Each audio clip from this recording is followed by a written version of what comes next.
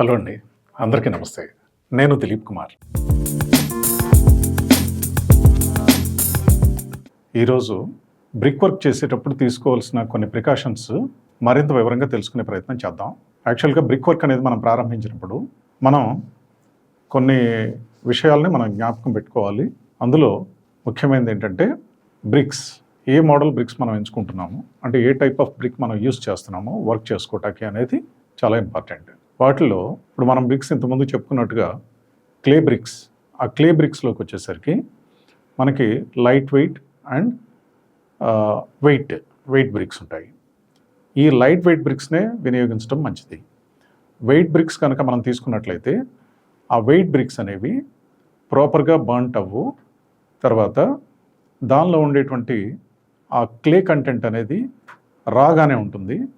అవి మనము వాటర్లో సోక్ చేసినప్పుడు కానీ, అలాగే బ్రిక్ వర్క్ కట్టిన తర్వాత కంటిన్యూస్ ప్రాసెస్ ఆఫ్ క్యూరింగ్ అనేది చేస్తూ ఉండేటప్పుడు కానీ ఆ బ్రిక్స్ డిటీరియరేట్ అయిపోయి అవి హోల్స్ మాదిరిగా పడిపోయి ఆ మట్టి ఏదైతే మట్టితో తయారు చేస్తాం కనుక ఆ క్లే కంటెంట్ అనేది డిటీరియరేట్ అయ్యి కిందకి పడిపోయే అవకాశం ఉంటుంది.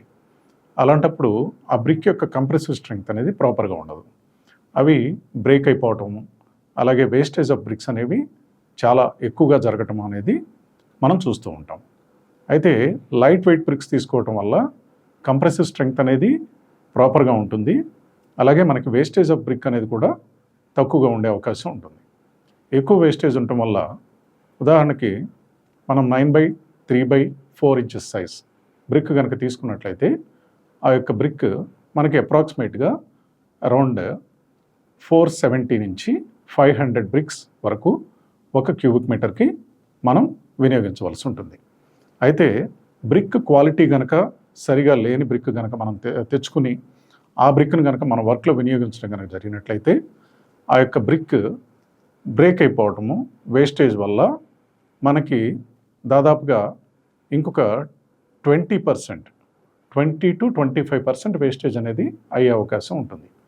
సో ఈ బ్రిక్ను సెలెక్ట్ చేసుకునేటప్పుడు ఆ బ్రిక్ను ఒకసారి మనము ముందుగానే చూసుకుని ఆ తర్వాతనే ఆర్డర్ చేసుకోవటం మంచిది.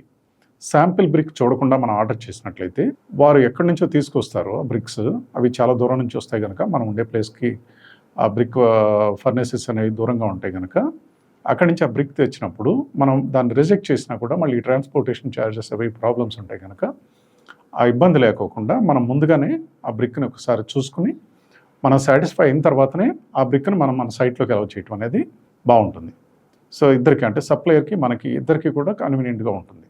లేకపోతే ఏమవుతుందంటే మనము ఈ యొక్క కొన్ని విషయాల్లో మనం కాంప్రమైజ్ అవ్వాల్సిన అవసరం అనేది ఉంటుంది.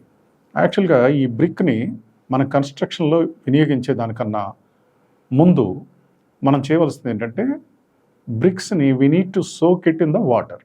ఒక 24 hours మీరు ఏదైతే శాంపిల్ బ్రిక్ తీసుకుంటారో అది ఒక బకెట్ ఫుల్ ఆఫ్ వాటర్ తీసుకుని దానిలో మీరు 2-3 వెరైటీస్ ఆఫ్ బ్రిక్స్ కనుక శాంపిల్స్ కనుక తీసుకున్నట్లయితే ఎవరైతే వెండర్ని మీరు ఫైనల్ చేసుకుంటారో ఆ వెండర్తో చెప్పి వారి దగ్గర ఉన్నటువంటి 3 వెరైటీస్ ఆఫ్ బ్రిక్స్ తీసుకుని కనుక మనము వాటిని ఆ బకెట్లో కనుక సోకింగ్ అనే ప్రాసెస్లో పెట్టుకున్నట్లయితే ఒక 24 hours మనం ఆ బకెట్లో వాటిని ఆ నీళ్ళలో నానబెట్టేసేయాలి.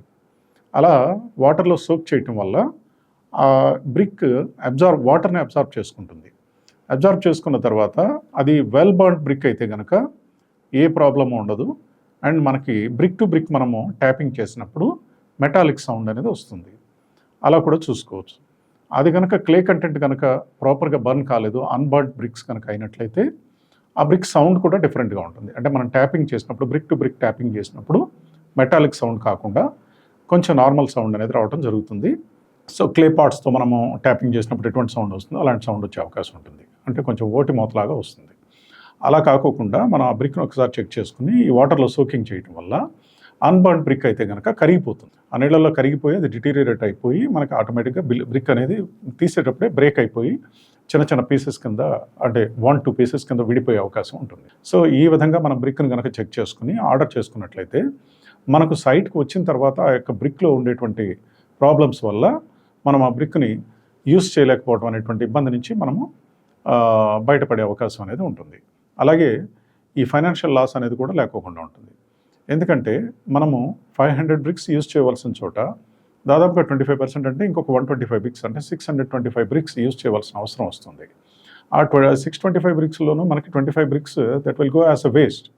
ఆ వేస్టేజ్ ఆఫ్ బ్రిక్స్ అనేది మన యొక్క కాస్ట్ ఎఫెక్టివ్నెస్ అనే దాన్ని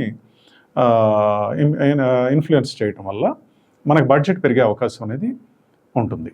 సో ఈ విధంగా మనం ఆ బ్రిక్ని జాగ్రత్తగా చెక్ చేసుకోవాలి. తర్వాత వర్క్ స్టార్ట్ చేసినప్పుడు మన యొక్క వర్కర్స్ ఎవరైతే మ్యాసన్స్, సివిల్ మ్యాసన్స్ ఎవరైతే ఉంటారో ఆ మ్యాసన్స్ అండ్ వాళ్ళ హెల్పర్స్ ఎవరైతే ఉంటారో, సో ఈ మ్యాసన్స్కి హెల్పర్స్కి మనం చాలా క్లియర్ కట్ ఇన్స్ట్రక్షన్ ఇవ్వాలి. ఎందుకంటే వెట్ చేసినటువంటి బ్రిక్స్ని మాత్రమే మనం కన్స్ట్రక్షన్లో వినియోగించేటట్టుగా జాగ్రత్త పడవలసిన అవసరం ఎంతైనా ఉంది. ఎందుకంటే బ్రిక్ ఉండేటువంటి ఒక స్పెసిఫిక్ టెండెన్సీ ఏంటంటే it absorbs lot of water. ఏదైతే మనము కన్స్ట్రక్షన్ స్టార్ట్ చేసేటప్పుడు ఈ బ్రిక్ని యాక్చువల్గా we need to soak the brick into water. అది మనకి అన్ని సందర్భాల్లోనూ పాసిబిలిటీ ఉండదు. అలా పాసిబిలిటీ ఉండదు కనుక మనము యాక్చువల్గా అక్కడ మనం వర్క్ చేసేటప్పుడు కూడా మన వర్క్ ప్లేస్లో ఒక డ్రమ్లో వాటర్ పెట్టుకుని ఆ వాటర్లో సోక్ చేసి ఆ బ్రిక్ని అలా ముంచి తీసి ఇస్తూ ఉండి అలా కట్టుకోగలిగితే కూడా బాగుంటుంది. అలా లేదు అంటే కనుక ఏదైతే బ్రిక్ లాట్ ఇప్పుడు మనం పైకి షిఫ్ట్ చేసుకుంటామో మెటీరియల్ అది ఏదైతే మనం అప్పర్ ఫ్లోర్స్లో కానీ గ్రౌండ్ ఫ్లోర్లో కానీ మనం ఎక్కడైతే వర్క్ ప్లేస్లోకి మెటీరియల్ షిఫ్ట్ చేసుకున్న తర్వాత మన యొక్క వాటరింగ్ పైప్ ఉంటుంది కనుక ఆ వాటరింగ్ పైప్ తోటి దాన్ని కంప్లీట్గా థరోగా వాటరింగ్ చేసి ఆ బ్రిక్స్ మొత్తం కూడా ఆ వాటర్ని మ్యాక్సిమం అబ్జార్బ్ చేసుకునే విధంగా మనం చూసుకోవాలి. అలా చూసుకోవటం వల్ల మన యొక్క cement bonding strength with motor to the brick అనేది పెరుగుతుంది. ఈ యొక్క వాటర్ సిమెంట్ రేషియోని ఇన్ఫ్లుయెన్స్ చేసే అవకాశం ఉంటుంది కనుక మనం ఈ విషయాన్ని ప్రధానంగా గుర్తుపెట్టుకోవాల్సిన అవసరం ఉంటుంది.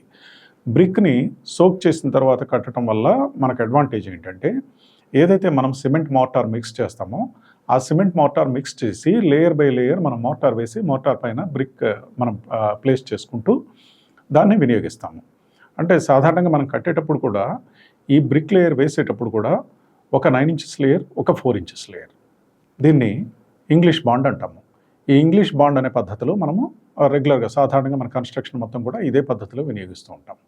సో దీనిలో ఏంటంటే ఒక బ్రిక్ 9 ఇంచెస్ లేయర్ వేస్తే ఇంకొక బ్రిక్ వచ్చేసరికి 4 ఇంచెస్ లేయర్ వేస్తాం. సో ఆ విధంగా మనం యొక్క బ్రిక్ వర్క్ని మనం నిర్వహించుకోవాల్సిన అవసరం ఉంటుంది. సో ఈ సోక్డ్ బ్రిక్ కనుక మనము వేసుకుని ఈ మోటార్ పెట్టినప్పుడు ఒకవేళ బ్రిక్ కనుక డ్రై బ్రిక్ అయినట్లయితే అంటే వాటర్ కనుక తడపుకోకుండా ఆ బ్రిక్ని డైరెక్ట్గా మనం దానికి ఆ వాల్లో కనుక ప్లేస్ చేసినట్లయితే అక్కడ ఏమయ్యే అవకాశం ఉంటుంది, ఆ యొక్క మోటార్ ఏదైతే మనము మిక్స్ చేసామో ఆ మోటార్ని మనము అడిక్వేట్ వాటర్ సిమెంట్ రేషియో తోటి ఆ కన్సిస్టెన్సీ చూసుకుని మిక్స్ చేసుకుని ఆ యొక్క మోటార్ని మనం ప్లేస్ చేసుకుంటాము. ఆ మోటార్ పైన ఈ బ్రిక్ని పెట్టడం వల్ల ఈ డ్రై బ్రిక్ అయినట్లయితే కనుక ఈ డ్రై బ్రిక్ ఏమవుతుందంటే ఈ వాటర్ని అబ్జార్బ్ చేసుకుంటుంది. ఆ మోటార్లో ఉండేటువంటి వాటర్ని అబ్జార్బ్ చేసేసుకుంటుంది. తద్వారా ఆ మోటార్ ఏదైతే మనం సిమెంట్ మోటార్ 1:6 ప్రపోర్షన్ కానీ 1:4 ప్రపోర్షన్ కానీ మనం యూటిలైజ్ చేస్తామో ఈ మోటార్ అనేది డ్రై అయ్యే అవకాశం ఉంటుంది, త్వరగా డ్రై అయిపోతుంది. దానికి అడిక్వేట్ ఆ కన్సిస్టెన్సీ అనేది ఒక స్పెసిఫిక్ టైం షెడ్యూల్ వరకు అది అవసరం ఉంటుంది. మనకు ఈ లోపల కనుక ఆ వాటర్ని కనుక అబ్జార్బ్ చేసేసుకున్నట్లయితే ఆ సిమెంట్ అందులో ఉండే సిమెంట్ కంటెంట్ సెట్టింగ్ ప్రాసెస్లో డిహైడ్రేషన్ అనే ప్రాసెస్ ఉంటుంది కనుక దానికి సఫిషియెంట్గా వాటర్ కనుక లేకపోతే ఆ మోటార్ డ్రై అయిపోయి ఏదైతే required strength to be attained with the recommended proportion అనేది అక్కడ లాస్ అయ్యే అవకాశం అనేది ఉంటుంది. కనుక ఈ విషయాన్ని మనం ప్రధానంగా గుర్తుపెట్టుకోవాలి. మనం గుర్తుపెట్టుకోవాల్సిన అంశాలు ఈ రెండే. ఒకటి, వేస్టేజ్ ఆఫ్ బ్రిక్ని అరికట్టడానికి క్వాలిటీ ఆఫ్ బ్రిక్ని మనం ముందుగానే చెక్ చేసుకుని ఆ క్వాలిటీ ఆఫ్ బ్రిక్ ఎన్ష్యూర్ చేసుకుని తెచ్చుకోవటం ద్వారా ప్రొక్యూర్ చేసుకోవటం వల్ల మనము వేస్టేజ్ ఆఫ్ బ్రిక్ని మినిమైజ్ చేయగలుగుతాము. అంటే వేస్టేజ్ ఆఫ్ బ్రిక్ అనేది ఇట్ ఈస్ మస్ట్, ఎందుకంటే హ్యాండ్లింగ్లో అది కంపల్సరీగా బ్రేక్ అయ్యే అవకాశం ఉంటాయి. సో ఒక 3 to 5% అనేది it is naturally it will happen. ఇంకా అంతకన్నా ఎక్కువ కనుక జరిగింది అంటే క్వాలిటీ ఆఫ్ ది బ్రిక్లో ఉండేటువంటి లోపం వల్ల అలా జరిగే అవకాశం ఉంటుంది. తద్వారా మనకి కాస్ట్ ఆఫ్ కన్స్ట్రక్షన్ కూడా పెరిగే అవకాశం ఉంటుంది. సో ఈ విషయాన్ని ప్రధానంగా గమనించుకోవాలి. ఈ ప్రపోర్షన్ ఆఫ్ సిమెంట్ మిక్స్ తోటి మోటార్ మిక్స్ తోటి మనం బ్రిక్ని కట్టుకుంటున్నామో బిక్ వర్క్ కన్స్ట్రక్షన్ చేసుకుంటున్నామో దాని యొక్క రిక్వైర్డ్ స్ట్రెంగ్త్ని అటైన్ చేయడానికి we need to ensure the bricks should be wet before utilisation for the brick work. ఈ విషయాన్ని ప్రధానంగా గమనించుకుని మన ఆ యొక్క వర్క్ నిర్వహించుకోవటం వల్ల మనకి ఆ వాల్ స్ట్రెంగ్త్ అనేది బాగుంటుంది. అలాగే కన్స్ట్రక్షన్ చేసినప్పుడు ఒక 24 hours తర్వాత మనం యూజువల్గా క్యూరింగ్ అనే ప్రాసెస్ నిర్వహిస్తాం కనుక అప్పటికి అది ప్రాపర్గా ఆ టైంలో అది ఎంతవరకు సెట్టింగ్ అవ్వాలో ఆ సెట్టింగ్ ప్రాసెస్ అనేది కూడా త్రూ అయి ఉంటుంది కనుక మనకి ఎటువంటి ఇబ్బంది లేకోకుండా మనం ఫర్దర్ వర్క్ నిర్వహించుకునే దానికి వీలు కలుగుతుంది. ఈ వీడియో కనుక మీకు నచ్చినట్లయితే please like, share and subscribe. Quote of the day: loyalty is rare. If you find it, keep it. Thanks for watching.